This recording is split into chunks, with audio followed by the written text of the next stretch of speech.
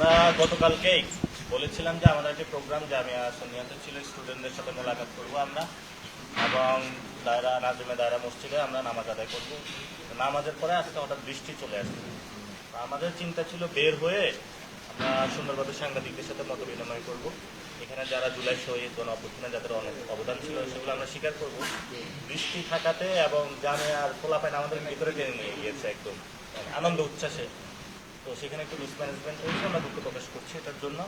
আপনারা এসেছেন, আপনাদেরকে আবার ধন্যবাদ জানাচ্ছি আমরা। এবং বরাবরই আমরা একদম শুরু থেকেই আপনাদের যারা হাউসের হেড অফিসে আছে বরাবরই আমরা সাংবাদিকদের সব ক্ষেত্রে সমন্বয় সাধন করি, সর্বোচ্চ জায়গায় রেসপেক্ট করি এবং জুলাই অভ্যুত্থানে ওনাদের যে অবদান রয়েছে অনেক সাংবাদিকের সেগুলো আমরা স্বীকার করি। ইনশাআল্লাহ আমাদের পারস্পরিক বোঝাপড়া আরও সুসংগত হবে ইনশাআল্লাহ।